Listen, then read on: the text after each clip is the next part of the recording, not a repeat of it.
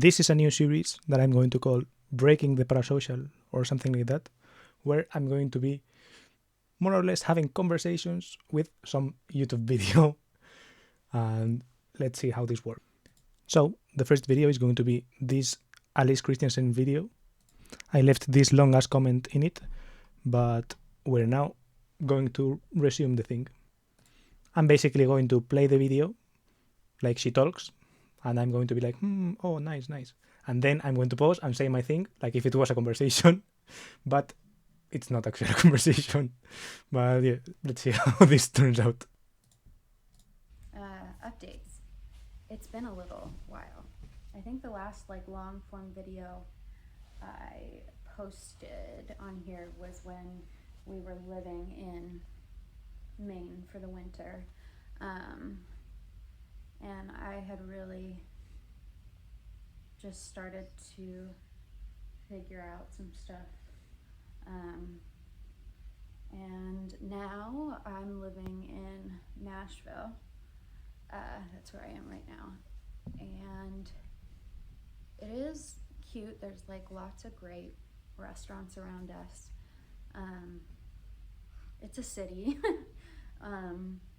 But ever since we spent that winter in Maine, we both really knew, my fiance and I knew that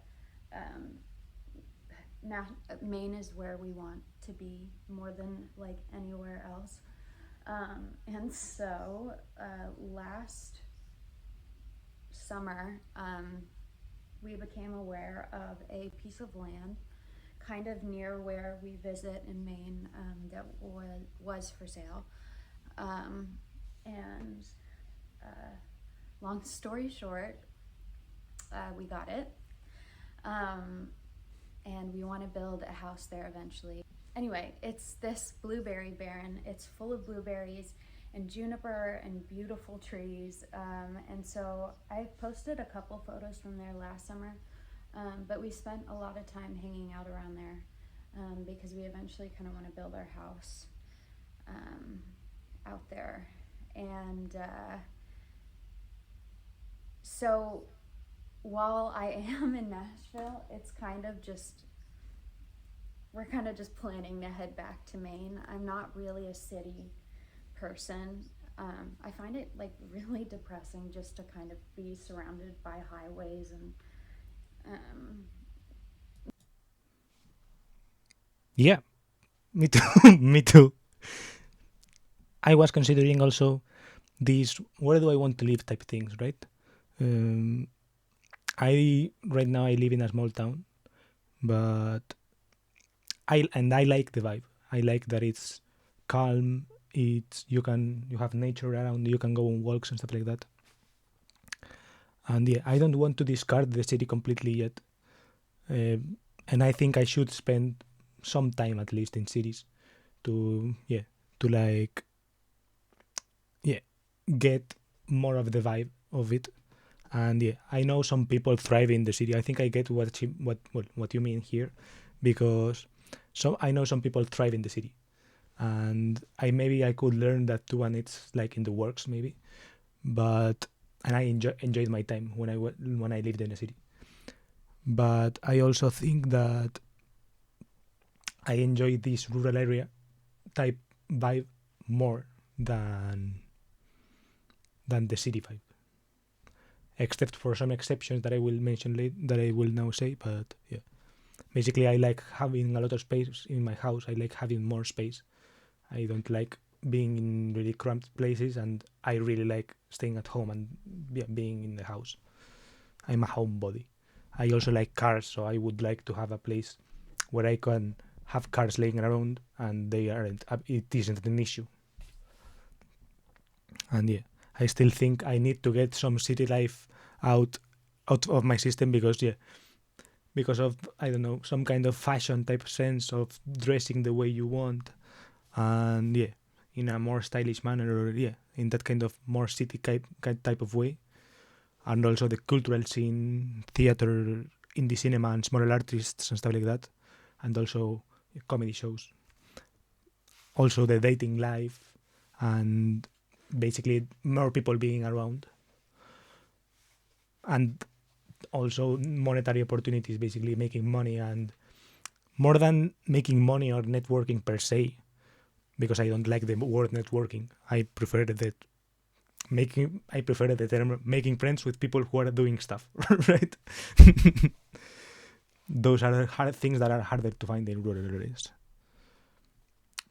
And regarding the asphalt thing, I think that here in Europe we at least have this less car-centric approach to cities. So yeah, it may be less depressing compared to being in some kind of in those types of American cities, because I know not every American city is like that, but yeah, in general it seems like that's the vibe. And yeah, I love cars, as I said before, but even then I still love human-centric planning. I'm a human first, a car lover second. And yeah, but it sounds like already have your dosage of you've had your dosage of yeah, of like city life, of like being inspired by people or by of collaborating and stuff like that. So yeah, I I think it's interesting what you mentioned. Not being able to, it's just not broken up by a lot of green space, and it's just hard after we spent that time in Maine to really want to be anywhere else. And I don't know, I felt the most inspired there. So yeah, we're making plans to go back. We're going back this summer, which I'm really, really excited about. And I've kind of just been I've been trying to learn a lot about permaculture and like sustainable and regenerative agriculture, because we definitely want to do kind of a homestead, like not too crunchy, but we want to grow a lot of our own food and maybe have solar panels, kind of be a net zero kind of thing. So we already have a bunch of berries on the land, and I just want to learn how to incorporate like an orchard, and some other, I know that you can do kind of rhubarb and asparagus. It's pretty far north, so there aren't so many plants that are perennials.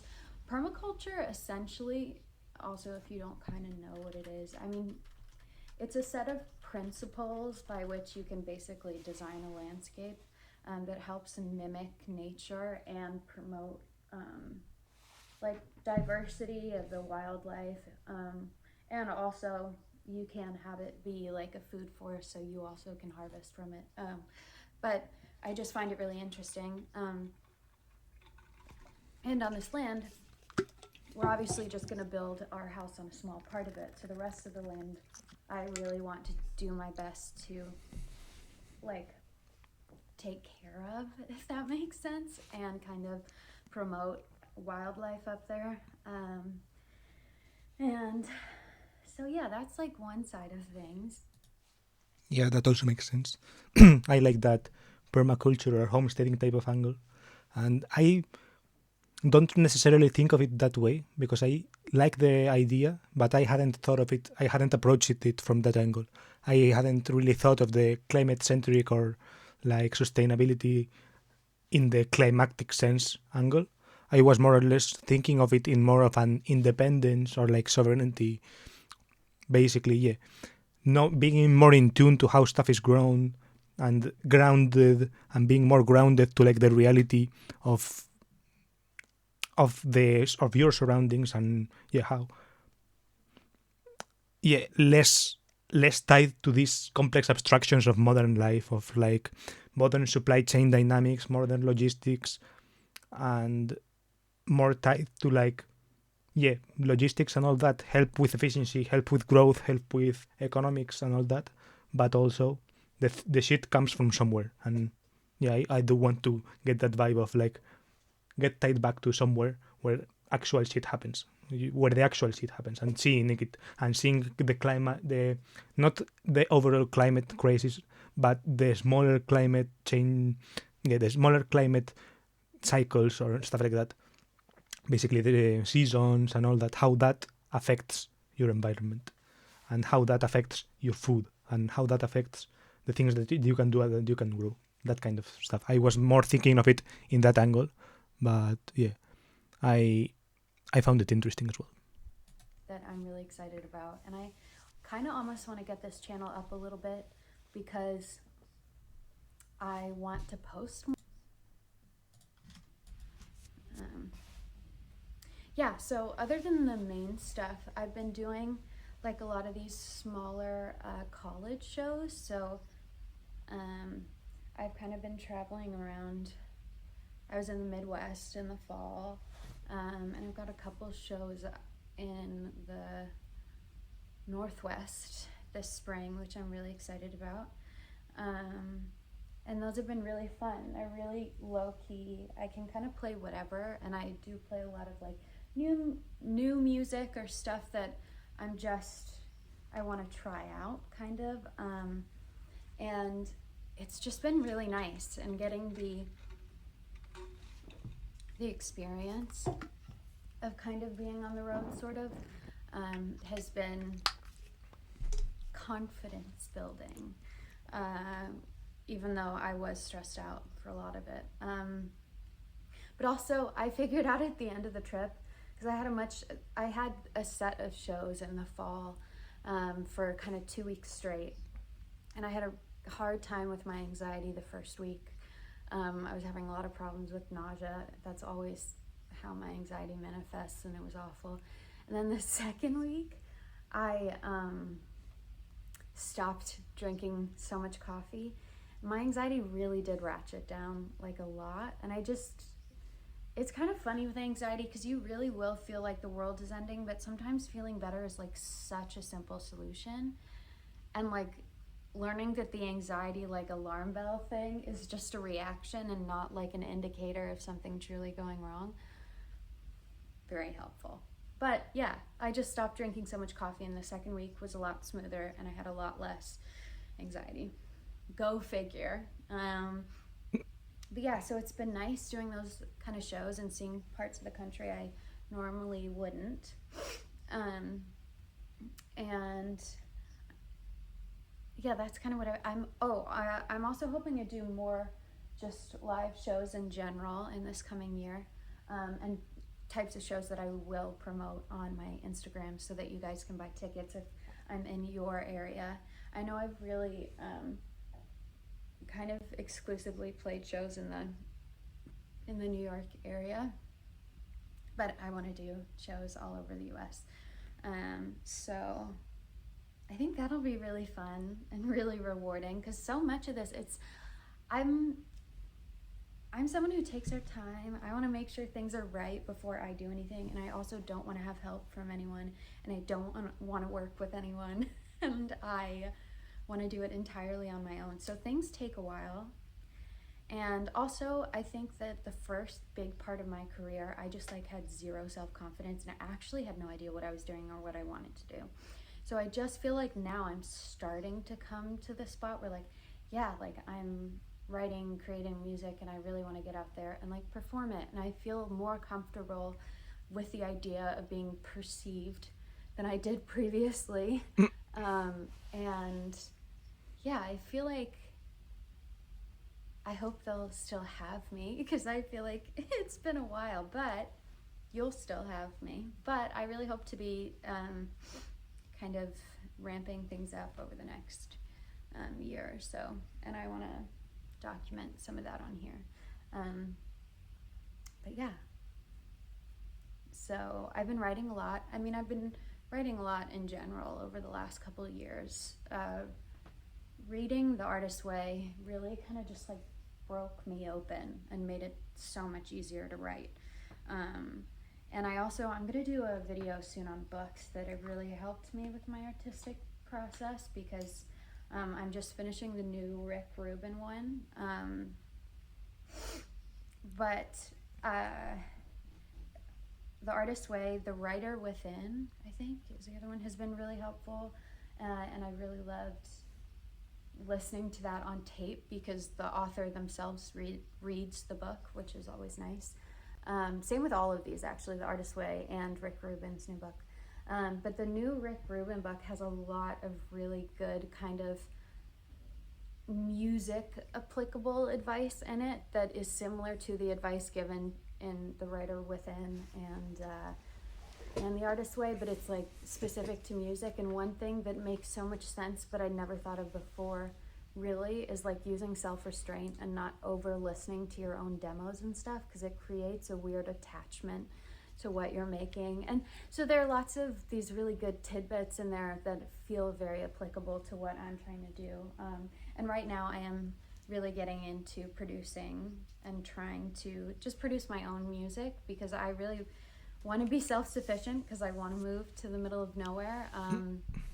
So yeah, just kind of learning how to record my own voice, and it's been pretty rewarding so far. I just had to get through the initial, I've been trying for years, but I would just get frustrated and then delete everything and then never get very far. But I've kind of pushed through that, so I've been getting a little better at it, which makes a big difference as far as me being able to put out music, because then it's just me doing it.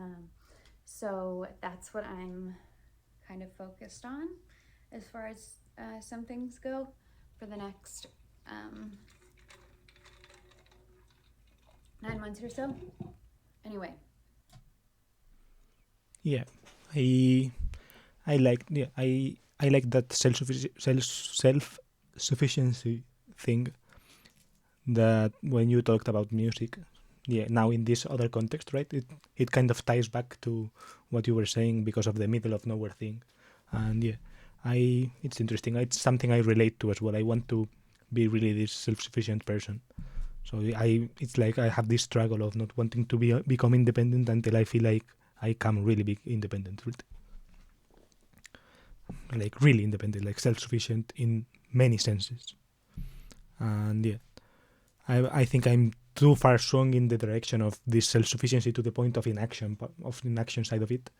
So yeah, I could, and maybe I could probably use some like cooperation and stuff like that. But yeah, it sounds like you have at least sponged up what you had to sponge up in the city, and now you're ready for that new era of yeah, going back to oneself and to self-sufficiency and trying to get those learnings and be able to do your own thing now. And that's cool. Or do your own thing even in a more self-sufficient way. So that's nice. I like that. And yeah.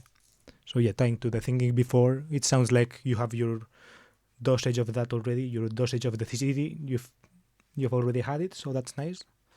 That's nice to hear. And I think that even for my case, even if I haven't had the dosage of city already, I think like remote work and the internet to help at least mend those gaps, or like for planning for the future, like make the transition easier, right? Make the going from one place to another, from the city to the rural areas or to the country, a bit a bit easier. It's like you can be self-sufficient and stuff like that, but if you're on something, if you're apurado, if you're in trouble or if you're in a pinch or something like that, you can always hire someone from the internet or get some freelancers help, or maybe not even necessarily paying for someone, just like trying to tweeting something out and finding something from the community, or being helped out by a friend, by an online friend. Even if they're not close, they can still troubleshoot and help you troubleshoot stuff like that. Or so I think that's nice, and I'm really glad that you're wanting to, what did you say, be perceived. I'm glad about that. I don't know if I was doing this before, since my last video, but I've kind of gotten back into physical fitness stuff, which if you've been around for like a long time, you'll remember I did go through like a real kind of gym thought phase. Not like a real one, but I really was into the gym, but that was like a long time ago, and I wasn't like eating right for my body, and so I wasn't seeing the results I wanted, because I wasn't eating enough and all this stuff. So I kind of came back around to it after a couple of years, once I kind of healed my relationship with like food and stuff. And so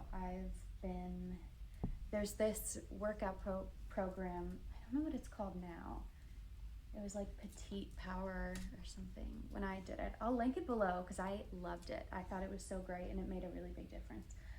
But anyway, a couple of years ago, I did this 12-week program, which was, I just like, after COVID, I wanted to get back into it, but I wanted some structure.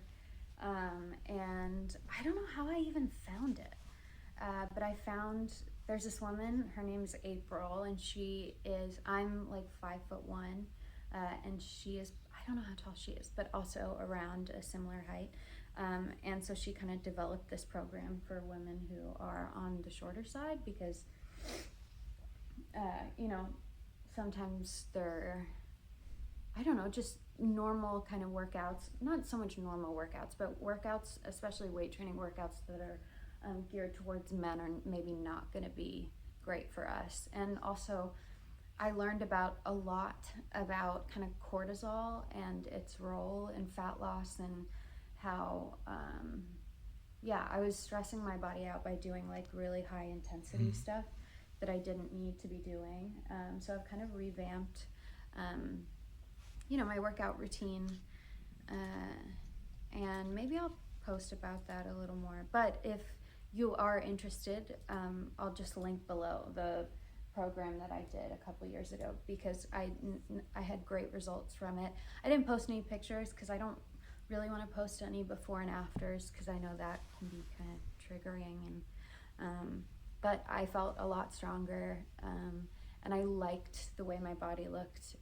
My thing is that so I started this program again in January, and I like never had like a diagnosed like eating disorder, but I was definitely avoidant, and like if I wasn't hungry, then I would be like, okay, I can push it off for longer, and then I wouldn't eat for like really long periods of time. But anyway, sometimes when I like get back into physical fitness, then it's not so much, it's just that I'm kind of like, well, I could just have the protein shake and then it'll just be protein, and then at dinner I'll eat what I want, and it just never goes well. But this program is so great because I just need to trust it for a couple weeks until the gains start coming in, and then I'm like, oh yeah, I'm not going to starve myself, I look fantastic. And just having like the patience. Yeah, this part was really interesting. I'm kind of like skinny fat right now. I'm not super fat, but I'm kind of, skinny fat. That when you look from the outside or wearing clothes, I don't look that fat, but yeah, I do have like a big tummy and all that.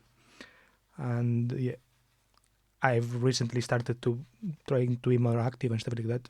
Not doing any program like the petite thing you're doing or anything like that. But yeah, just doing some like yoga and moving myself, my body, or like walking. I just for to start somewhere. And yeah, the eating thing that you mentioned seems like it's really important. I've never really struggled with eating, and I do like eat regularly.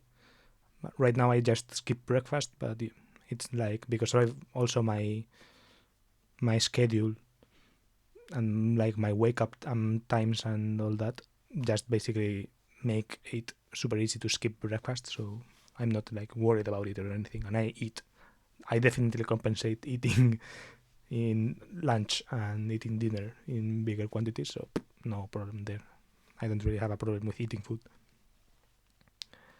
But yeah, basically, yeah, I think that touching on the thing that you just mentioned, like I think that is personally helping me a lot is like, well, not a lot, but like a little bit is recognizing that vanity plays a big role, that the thing you mentioned about this seeing these gains thing, that you just see the gains and that's kind of motivating. I think that's something that spoke to me. I think I should try to get a way of seeing gains quickly or something like that, because that is basically something that really motivates me, basically. And yeah, it's basically, I don't know why I didn't want to, I don't know, not sure if externalize it or to just like accept it myself, but yeah, basically I just want to look better, right? I want to look good and look sexy and all that stuff. And I think that's okay, right? And I care about health in the long run, obviously, and eventually. But it's not what moves me. It's not what moves the needle day to day, right? So yeah, it was interesting to hear about this seeing gains thing. Oh, and this vanity thing, the word vanity specifically came to me from this video by Caroline Winkler, she's called.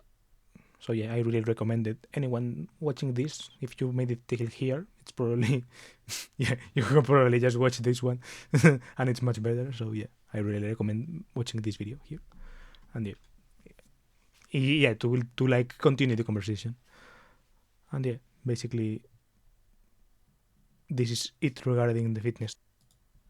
Coming in, and then I'm like, oh yeah, I'm not gonna starve myself. I look fantastic, and just having like the patience to just stick with the program, eat normally, get your protein in, but just like give yourself time, because workout programs really do take time. You're not going to see results right away, and because I've done this program before, I know it works.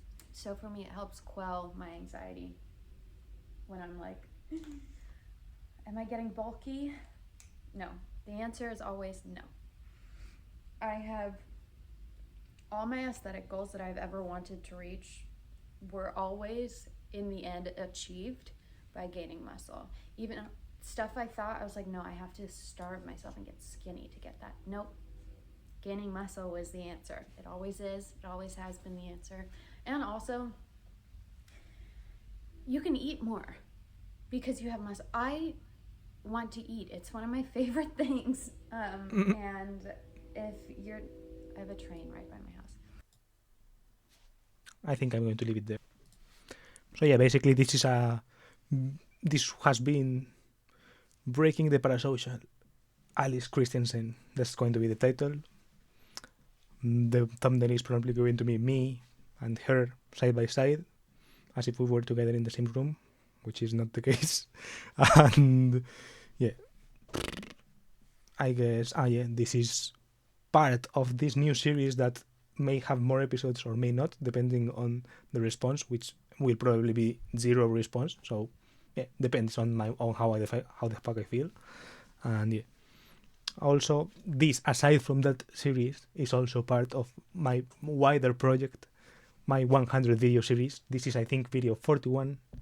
So yeah, if you want to check more of these 100 videos out, I will put the link here.